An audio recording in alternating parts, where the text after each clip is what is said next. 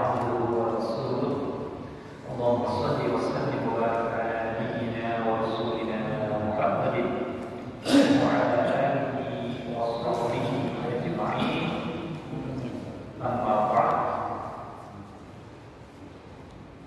أعوذ بالله من الشيطان الرجيم بسم الله الرحمن الرحيم ولقد يسرنا القرآن للذكر فهل من مدكر وقال أيضا أعوذ بالله من الشيطان الرجيم بسم الله الرحمن الرحيم يا أيها الذين آمنوا كلوا من طيبات ما رزقناكم واشكروا لله إن كنتم إياه تعبدون إنما حرم عليكم الميتة والدم ولحم الخنزير وما أهل به لغير الله به ومن اضطر غير باغ ولا عاد فلا إثم عليه إن الله غفور رحيم. الحلال بين والحرام بين وما بينهما مشتبهان. قال الإمام النووي في الكتاب نصائح العباد يعني ثلاث الذي يميت القلب فهو الأول الضحك والثاني النوم والثالث العقل. Para saudara semuanya yang dimuliakan Allah Subhanahu wa taala, pertama-tama yang kita panjatkan puja dan puji serta syukur kepada Allah Subhanahu wa taala. Alhamdulillah pada kesempatan kali ini kita masih bisa bertemu silaturahim berbagai taklimat atau menimba ilmu bersama sharing di minggu kedua dalam pelajaran tafsir ayatul ahkam yang dikarang oleh Imam As-Sabuni. Mudah-mudahan hadirat kita semuanya dalam rangka menimba ilmu menuju cahaya Allah Subhanahu wa taala diberkahi oleh Allah Subhanahu wa taala. Salat bagi salam yang kita sampaikan kepada Nabi besar Nabi Muhammad sallallahu alaihi wasallam. Sallallahu alaihi wasallam. Berapa hari kita mulai sama-sama baca basmalah. Bismillahirrahmanirrahim. Pada malam hari ini kita sedikit membahas tentang sesuatu yang masuk ke dalam perut kita, kemudian apakah dia termasuk yang halal atau yang haram, dan itu tergambarkan dalam Muharram As-Sabi'ah, yakni dalam pertemuan yang ke-7 dalam judul Ibahatul Thayyibat wa Tahrimul Khaba'is. Apa itu artinya? Yaitu membahas tentang hal-hal yang dibolehkan dari sesuatu yang baik yang memberikan kepada manusia, dan apa-apa yang diharamkan berupa sesuatu yang menjijikkan atau yang najis, khaba'is. Oleh karenanya, sebelum kita membahas lebih dalam, ada 3 yang membuat hati manusia itu mati menurut Imam Nawawi di dalam kitab As-Sa'iqul Ibad yang dikarang beliau di tahun 1900-an awal.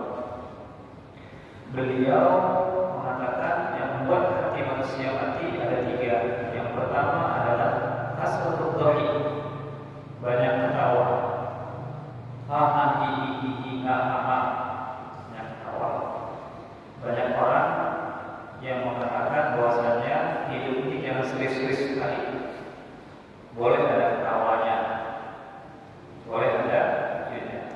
Cuma banyak yang ketawa daripada seriusnya, sehingga dunia tawa. Kalau muncul bagaimana caranya biar tidak stres, muncullah ikon-ikon dulu itu ya, sebelum 2020 banyak cara-cara yang membuat kita tertawa. Salah satunya di waktu sahur, ya, itu masih ingat baik siapa namanya? Olga almarhum, ya, itu menjelang bukber ya. Terus lagi Pak, siapa namanya? Cesar, ya, ketawa. sekarang ada namanya stand up comedy, sehingga stand up comedy ini juga bagi dari awal sampai masuk ke layar lebar. Kalau dulu kalau nggak ada icon di dalam film, iklan itu bernuansa seksnya nggak seru. Kalau sekarang kalau nggak ada kata-ketawanya iklan, bahkan sampai ceramah pun nggak ada ketawanya, nggak asik. Maka salah satu yang membuat hati manusia mati menurut Imam Nawawi, menurut saya adalah tawa. Kasratul dhahik, banyak ketawa. Yang kedua adalah an-naum, banyak di kasratul naum. Kalau Pak B.J. Habibie itu beliau tidur 4 jam dalam sehari. Menurut info dari buku yang beliau karang, ya. Jadi beliau itu senantiasa kalau sudah bangun setengah 2 itu sampai subuh nggak tidur lagi. Senin Kamisnya rajin. Ya, apa yang dilakukan selain tahajud adalah membaca Al-Quran dan buku. Dan saya salut sama bapak-bapak, ibu-ibu kita, istri-istri kita yang senantiasa ketika bangun malam itu ada saut-sautan baca Quran didengar di wilayah sebagian wilayah di Muslimah itu enak dengarnya. Ya, jam 2:30 itu udah mulai ramai itu Quran. Ya, seru. Nah ini sudah diikuti dicontoh sama masyayikh kita zaman dulu. Dulu itu kalau nggak bangun pagi lebih awal kayak keluar sih. Nabi Habibie itu salah satunya adalah beliau bangun malam tidur sedikit 4 jam. Dari hasil tidur itu membuat cemburu orang Yahudi yang sama-sama belajar di Jerman sama beliau. Jadi orang Yahudi yang bersekolah di Jerman bersama Habibie itu melihat kebiasaan-kebiasaan yang dilakukan oleh Habibie muda. Kebiasaan-kebiasaan itu sampai ditanyakan oleh orang Yahudi tersebut. Ayo Rudi, panggilannya Rudi, Rudi ya kan? Kebetulan Habibie itu panggilannya Rudi. Ya Rudi.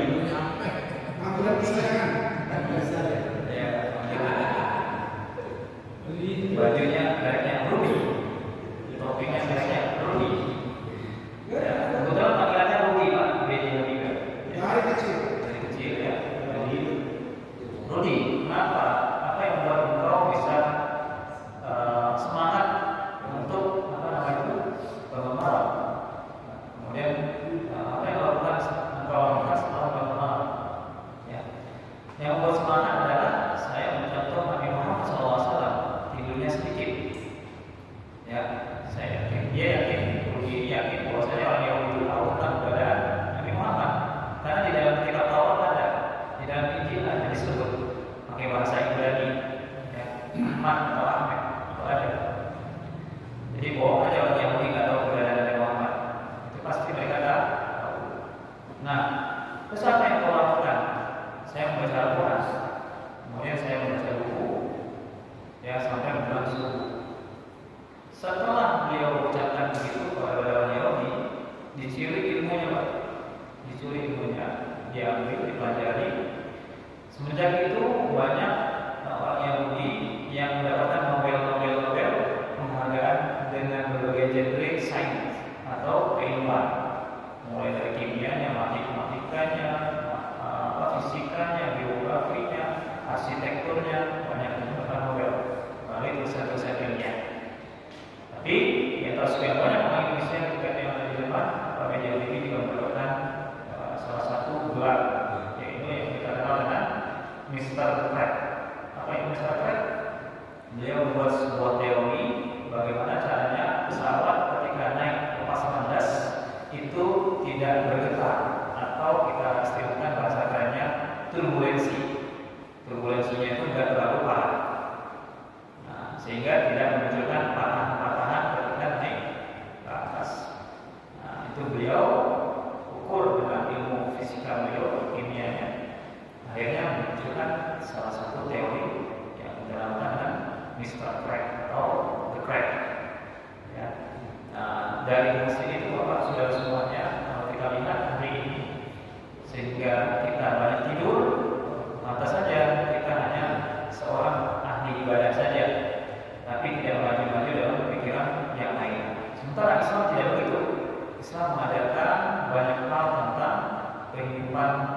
untuk manusia itu sendiri. Ya, makanya sangat mudah sekali kita menemukan contoh-contoh dari orang terdahulu. Ya, kalau terdahulu banyak sekali dari Nabi Muhammad SAW dan para sahabat, tabi'in, tapi yang terdekat banyak sekali. Ya, mulai dari salibnya, sudah sahihnya, tahawatannya, apalagi dari AEOS, Toko Aminoto, kemudian amal-amalnya, musim masyarinya, ya, bahkan orang-orang yang hebat di dalam dulu itu semuanya bangun malamnya sering dan tidurnya sedikit. Ya. Baik, Bapak saudara semuanya, yang ketiga adalah selain yang mematikan hati itu adalah banyak ketawa, kemudian banyak tidur, maka yang ketiga ini lebih parah lagi. Yang bisa mematikan hati adalah banyak makan. Berbicara tentang banyak makan, pasti umur 40 tahun ke atas sudah mulai sadar tentang artinya kolesterol, mulai sadar tentang artinya gula, mulai sadar masuk jogging setiap pagi, mulai sadar kalau usah berat olahraganya, benar Pak ya? Mulai sadar, mulai dikurangi begadangnya, karena waktu tubuh istirahat, waktu malam. Ya, begadang itu bukan di pos saja Pak. Ternyata orang sekarang banyak yang begadang di rumah, berjam-jam lihat handphone. Ada nggak Pak? Ya, jadi jangan nyalain orang pos aja, bukan orang pos gitu. Ya, dia begadang. Di rumah sekarang banyak orang begadang Pak. Ya, serius. Nah, contohnya Pak, murid-murid saya itu pagi udah teler, dibilang habis makan apa enggak juga. Dibilang apa namanya kurang makan enggak juga. Ternyata begadang. Ya, begadang bukan begadang ya, maksudnya begadang. Sama kan? Ya, begadang bahasa Indonesia nya kalau saya begadang. Itu bisa 1 jam, 2 jam, 3 jam di depan layar dengan kondisi tempat tidur yang gelap. Luar biasa. Harusnya udah istirahat, ya, tubuh kita, terus dikasih begadang. Makanya ketika pagi-pagi lemes. Ini penyebabnya apa? Karena kasratul akli, banyak makan. Berbicara tentang makan, ini ada hal-hal yang perlu digarisbawahi oleh Allah Subhanahu wa taala untuk kita. Kalau ini ayatnya Bapak saudara semuanya, ya ayyuhalladzina amanu. Panggilan cinta Allah kepada kita semuanya dengan wahai orang-orang yang beriman. Ini khusus makan saja Allah memanggil untuk orang yang beriman. Jadi kalau orang nggak beriman yang tadi banyak makan, berarti nggak beriman. Ya, makan, obesitas, kemudian enggak kontrol, akhirnya stroke gitu ya. Jadi panggilan Allah itu bukan untuk orang yang manusia secara umum, tapi orang yang beriman yang ngerti tentang bagaimana mengatur pola hidup makan. Bang Brayat dulu makannya yang paling enak apa? Belum ayam bulan. Hah? Saya rasa. Sayur asam. Oh Ya. Pocong. Sampah. Sampah di mana? Iya. Semacam. Nah, Itu dimakan dengan kondisi perut lapar ya. Pasti panggilan untuk orang yang beriman. Bapak sering dengar nggak? Kalau seandainya kita makan apapun, semakin banyak kita makan, maka semakin kencang aliran darah kita mengalir ke seluruh tubuh. Sering dengar Pak? Informasi. Semakin kencang aliran darah menuju ke seluruh tubuh, maka semakin kencang pula setan untuk menggoda kita dari dalam. Setan itu berjalan sesuai dengan kecepatan aliran darah kita. Maka kontrolnya apa? Puasa. Jadi orang setan itu malas sama orang puasa. Kenapa? Karena memang aliran darahnya lambat. Bukan berarti stroke gitu ya. Jadi dikontrol sama Allah agar tidak secepat sekilat setan berjalan di aliran darah. Maka banyak orang yang bilang ketika Ramadan itu apa yang terjadi Pak? Kondisi semua damai, tenang, nggak ada yang marah-marah, gitu ya. Terus apa lagi Pak? Semuanya nuansanya adalah Islami. Karena apa? Perutnya dalam keadaan kosong. Tapi habis buka puasa balik lagi dendamnya ada aja. Tapi ketika pagi tidur, ya, dia sampai siang ke sore malam. Ya, karena apa? Kondisi tubuh kita lemes, ya, nggak ada energi untuk menyalurkan keinginan apapun selama berpuasa. Makanya panggilan saya, ya itu berarti adalah wahai orang yang beriman. Ya, perhatikan makannya orang beriman. Ya, jadi bukan untuk seluruh manusia ya Pak. Nah, kalau kita sudah berada di sini, berarti kita sudah dianggap oleh Allah Subhanahu wa Ta'ala orang yang beriman. Apa kata beliau? Kata Allah apa? Ya ayyuhallazina amanu kulu min thayyibati ma razaqnakum. Wahai orang-orang beriman, makanlah dari kamu semuanya, dari apa yang kamu dapatkan itu min thayyibat, dari yang baik-baik. Baik itu ada dua. Thayyib itu ada dua Pak. Thayyib cara memperolehnya, kemudian thayyib cara mentasarrufkannya. Apa itu tasarruf? Cara menyalurkannya makanan kita dalam tubuh kita. Ya, jadi memperolehnya baik sesuai dengan aturan Allah dan Nabi. Kemudian bagaimana kita dapat memperoleh ini, kita salurkan kepada yang baik juga. Itu namanya thayyib. Nah, unik yang dalam ayat ini, beliau berpesan adalah kulu. Kulu itu artinya apa? Makanlah dari apa yang kita peroleh, kemudian kita salurkan ke dalam tubuh kita. Wasyukuru lillah. Wasyukuru lillah artinya syukur.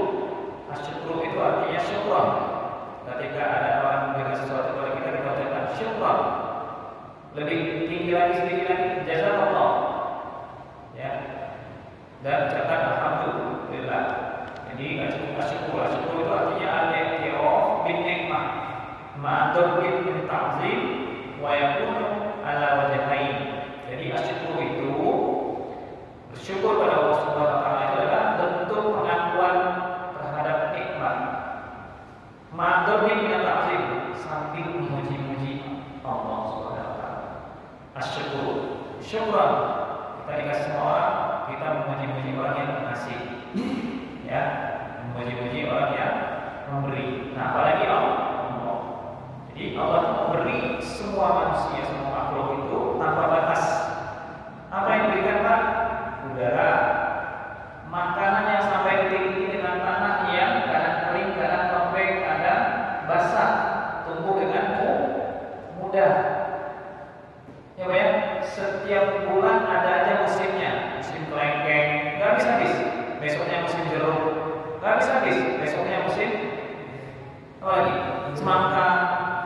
Ramadan datang muncul tuh namanya apa? Orang saling. Tahu-tahu tumbuh aja. Muncul lagi timun suri. Ya kan? Jadi pas gitu. Lagi musim durian semuanya. Muncul langsung namanya tempat raja durian. Rame. Pisang king, ya, musang king ya, dan sebagainya. Ya, jadi nggak pernah Allah tuh apa nggak ngasih gitu ya. Semuanya itu udah tersedia. Beras cukup. Di luar negeri berasnya jarang orang makan. Mereka semuanya makan pakai roti. Allah sediakan apa? Gandum. Di timur, wilayah timur, teman-teman saya itu NTT, Awak namanya Pak. Itu makan sagu.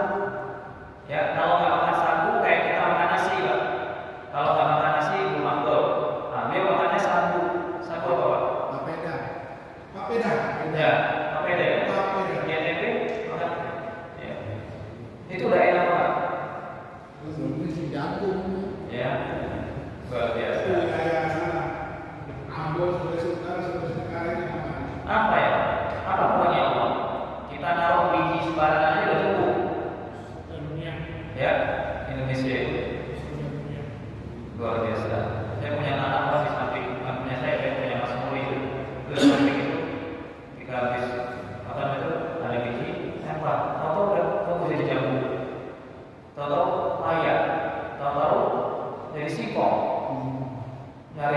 misalnya tanggal tua nggak bisa beli sayur, atau udah banyak sayuran di samping, ambil. Ekor Indonesia ya, nggak perlu jauh-jauh dari tempat tanah untuk bercocok tanam. Ya, padahal luar biasa. Ya, tempatnya juga tidak terlalu gede. Belum lagi makmur punya lahan nanam jambu tutup, jambu, kemudian jambu batu, apalagi singkong yang bisa dikonsumsi ketika lagi masa-masa lagi ya, lagi bisa berbagi.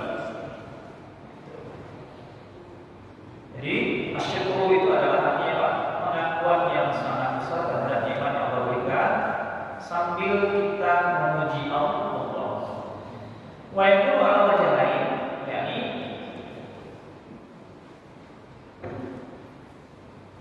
al-i'tiraf bi nikmat dzalika al-istana al-mu'min, seperti yang disampaikan Allah Subhanahu wa taala surat Ibrahim ayat 7. Jadi kain syakartum la azidannakum wa in kafartum inna adzabi lasyadid. Jadi syukur ini harus terus digaungkan. Bahkan syukur ini bagian daripada bentuk keimanan seseorang. Jadi ya ayyuhallazina amanu kulu min thayyibat, wahai orang beriman, makanlah dari hal-hal yang baik-baik dari apa yang kamu peroleh. Dan jangan lupa ketika sudah memperoleh, wasyukurillah, bersyukurlah kepada Allah. Syukur apa artinya itu? Yaitu memuji Allah, memuji nikmat yang Allah berikan dengan sedikit memuji dengan pujian yang tinggi pada Allah Subhanahu wa taala yang memberikan kita berbagai macam hal. Enak di Indonesia. Teman-teman sempat main ke luar negeri, nggak usah jauh-jauh, 2 hari ke Singapura, ya, kemudian ke Malaysia. Ya, nggak, ini yang teman beda lagi, teman yang bukan 3 hari, ada teman yang 2 hari aja. Jadi kangen, baru beberapa hari di luar negeri, kangen masakan Indonesia, ya, karena masakan di Malaysia dengan di Singapura itu no micin. Jadi aneh, nasi padangnya itu nggak kayak nasi padang di Indonesia, beda, ya. Sehingga apa? Pagi-pagi nyari gorengan nggak ada, bingung. Jadi rindu suasana nasi uduk, ya, rindu suasana nasi kuning. Pagi-pagi nyari makanan kecil, rasanya nggak ada di Singapura. Sekali makannya bisa ratusan ribu. Main ke Malaysia, apa itu Singapura? Akhirnya balik lagi, saya cinta Indonesia. Walaupun gimana pun, saya cinta Indonesia. Betah di Indonesia. Ya, kopi cuma kopi segini bisa ratusan ribu harganya. Kita kopi cuma 1.000 perak, apa api. Jadi, ya, tuh teman di Pak Eksek itu saya nilai kemarin pergi kemana Pak? Ke Singapura 2 hari. Terus ke Malaysia, makanannya luar biasa, nyocokin banget kita, ya, nggak ada yang cocok di mulut.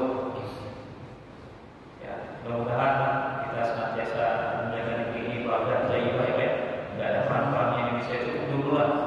Kalau kita berjuang negara kita yang berjuang untuk mengusir para penjajah, kita sekarang menikmati hasil kemerdekaan itu dengan menjaga kelestarian Indonesia ini dengan sebaik-baiknya. Kemudian yang kedua, makna syukur selain dari pengakuan terhadap nikmat yang Allah berikan dengan pujian yang sangat tinggi, maka Allah beri ganjaran bagi orang yang bersyukur. Ganjarannya apa? Allah tambah nikmatnya. Nikmat kebahagiaan, nikmat ketenangan, nikmat keimanan, nikmat keislaman, nikmat panjang umur dalam melakukan nikmat tidak digoda sama setan, itu lebih mahal lagi. Yang kedua artinya adalah sorfu nikmat lima ya Allah, dari istiqamah sami wal basar wasair kawas lima falada.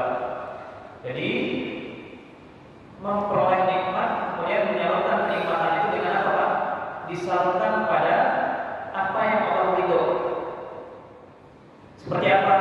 Dengan memakai telinga untuk mendengarkan yang baik-baik, memakai mata mata untuk melihat yang baik-baik. Dan semua sa'il hawas, semua anggota tubuh, tangan, kaki, perut, kemaluan, kemudian apa lagi? Semua anggota tubuh kita dipakai pada hal yang baik-baik.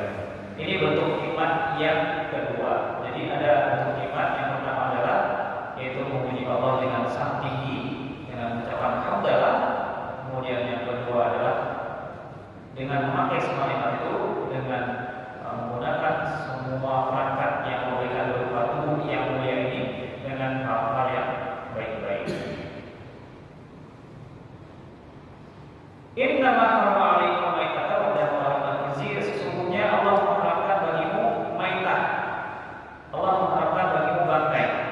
Bapak, saudara semuanya, hari ini bangkai di tengah kita banyak banget. Percaya atau tidak, saya mulai tertulis satu Pak. Bapak pernah menganalisa nggak ayam yang dijual di pasar, baik pasar sore ataupun pasar-pasar yang modern seperti di mall? Ayam sudah ditaruh di freezer berhari-hari, kita nggak tahu berhari-harinya berapa hari. Belum lagi nanti ada sekarang gerai ayam yang kalau kita lihat itu semuanya tersedia waktu pagi. Ya sudah ada kondisi terpotong. Pertanyaannya, ketika kita membeli itu dalam kondisi sudah bangkai, apa yang kita rasakan? Kita analisa apa tidak?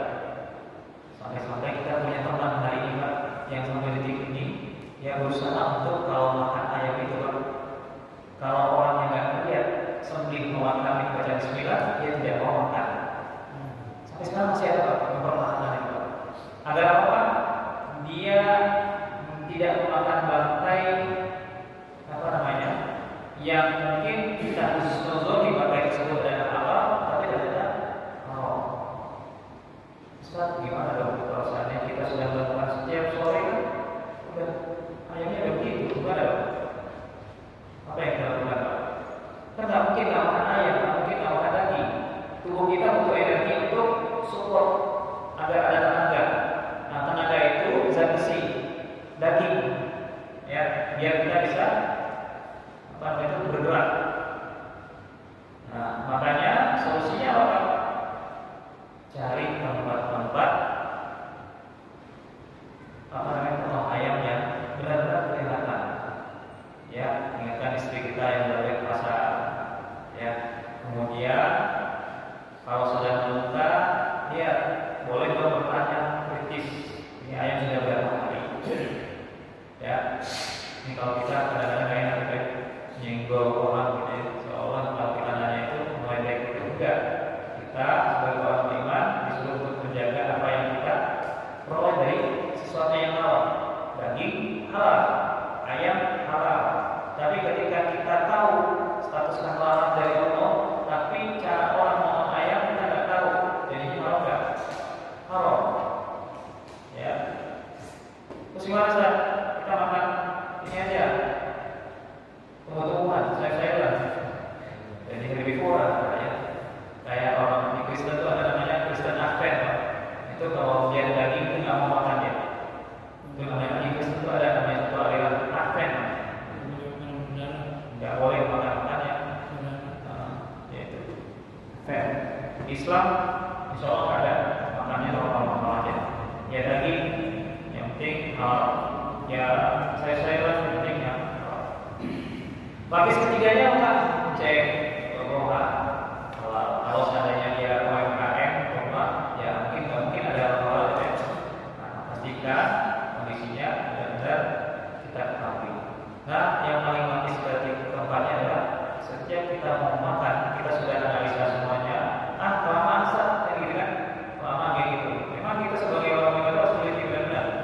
Ya, apalagi kita makan tempat yang sudah jadi ayamnya tinggal makan, gitu kan? Dulu KFC, sekarang nggak ada Palestina, orang malas makan di KFC. Sekarang ada lagi gerai yang lain selain KFC. Ya, apa itu Pak? Apa namanya? Ayam-ayam banyak sekarang ayam banyak KFC. Nah itu. Cek. Nah maka solusi keempatnya apa? Baca basmalah. Bismillahirrahmanirrahim. Ya itu salah satu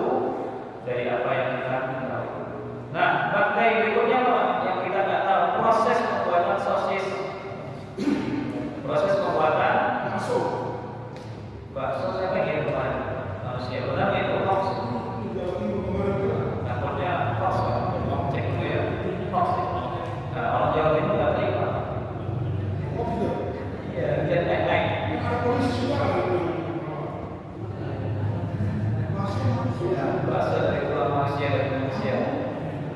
Cek dulu Pak. Ya. Informasi yang benar apa itu? Ya, sosial.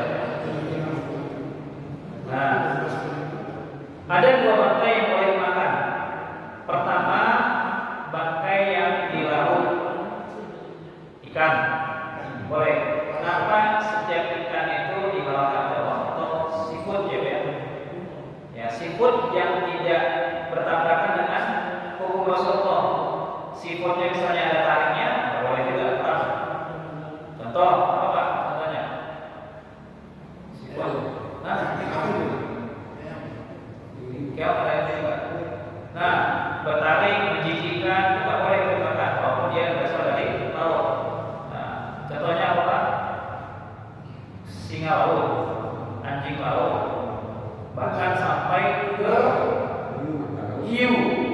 Kemarin ada informasi MBG pakai hiu, ikan hiu. Gak tahu daerah mana sih, bisa Tasik gitu. Langsung keracunan. Orang Indonesia nggak bisa makan hiu, makannya tongkol. Ya, makan hiu, jadinya alergi, racunan. Ya, nah ini cek Pak. Maka semua hewan laut, semua ikan-ikan yang berasal dari laut, ya semuanya tohir. Karena hampir 73% ya bumi ini dikelilingi oleh air. Maka kalau sudah 73% artinya apa? Semuanya bisa jadi tohir, suci. Di bangkai yang ada dari laut halal. Ya, bahkan ikan yang sudah diambil diserok dari laut kemudian ditaruh tanpa sendiri kan, ya Pak. Itu statusnya halal, dijual juga aman. Jadi gizinya juga oke, ikan ini ya. Kenapa kita cari alternatif ke daging lagi gitu kan? Tuh. Yang pertama. Yang kedua adalah bangkai belalang. Nah, belalang ini memang kita nggak biasa makan belalang ya, kan? Ini nggak tahu Rasulullah.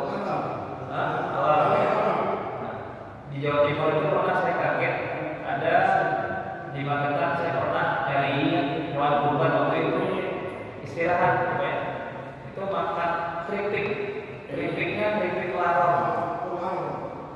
Nggak tahu nih orang sana menghalalkan itu karena ada belalang sejenis dengan larang itu sejenis dengan apa?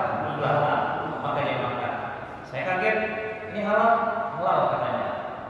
Di ketika nyari hewan kurban waktu di Cirebon, terus sampai ke Magetan, mampir istirahat, makan sate ceritanya ini.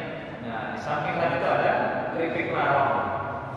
Ya, saya karena tidak biasa, maka ingat hadis Rasulullah ketika Rasulullah ya tidak makan daging apa namanya Pak? Bukan, yang itu loh, kadal burun. Tahu kadal burun? Ya, dog. Nah, ya, jadi Rasulullah pernah ditawarin sahabat ketika bertamu memakan dog, kadal burun Pak. Kadal burun. Tapi Rasulullah enggak nolak, enggak juga makan. Ya, gimana? Mendiamkan. Sahabat makan aja, enggak apa-apa. Halal. Ya, tapi Rasulullah enggak makan. Ya, berarti apa, Pak? Karena Rasulullah enggak biasa makan. Nah, saya ingat hadis Rasulullah begitu karena orang di Magetan itu udah biasa makan larang pakai keripik. Ya, apalagi lagi musim mau hujan ya. Mau hujan atau setelah hujan ya? Musim hujan dia mau di atas diambilin. Nah, karena saya nggak biasa makan itu, akhirnya saya nggak makan keripik larang itu. Sama awalnya saya nggak suka lele Pak, karena Sumatera Barat itu kalau lele Pak di kalau itu banyak tabi namanya. Kalau kita habis renang, terus kita BAB gitu kan, bawahnya lele. Ketika nyampe di Jawa, ini di budidaya, ya seger. Saya dulu cek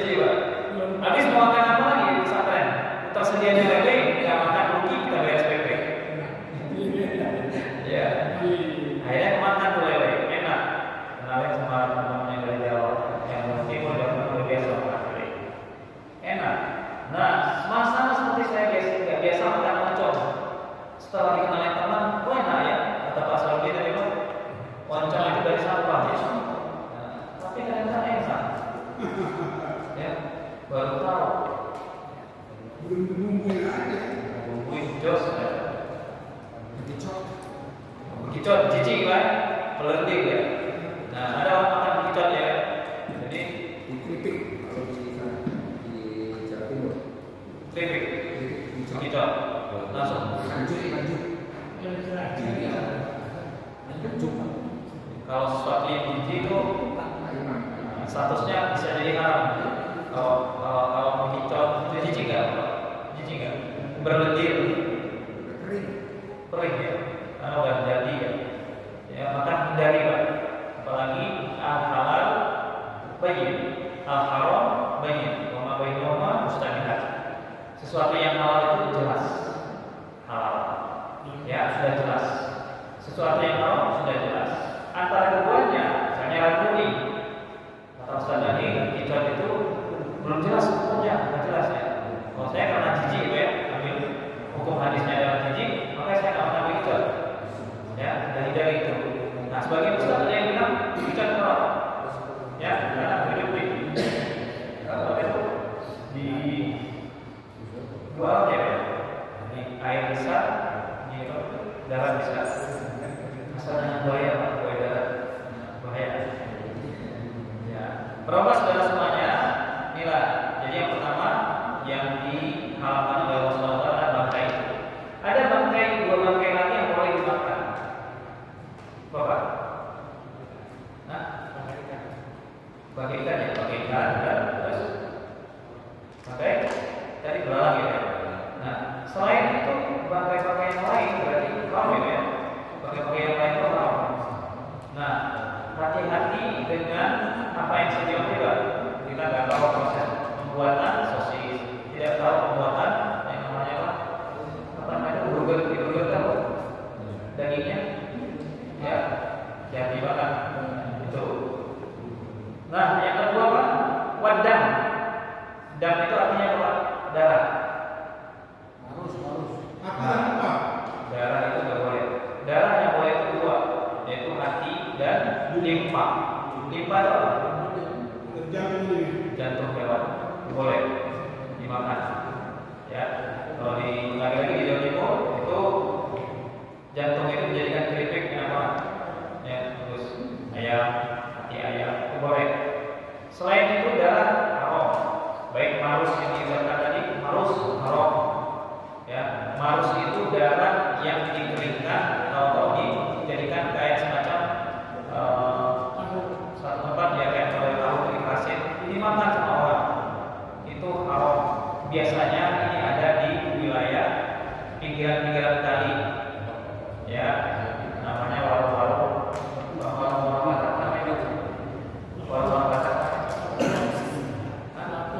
Lampo, ya, tiba Lampo. Ya, dua jelas ya. Yang diharapkan adalah apa? Bangkai. Yang kedua apa? Darah. Yang ketiga adalah tambal khinzir, daging babi. Ya, daging babi. Nah, daging babi sudah jelas orang pasti tidak akan makan daging babi kecuali karena dikerjain. Nah, dulu waktu Rofiul masih sekolah di Yadira itu sempat kecolek.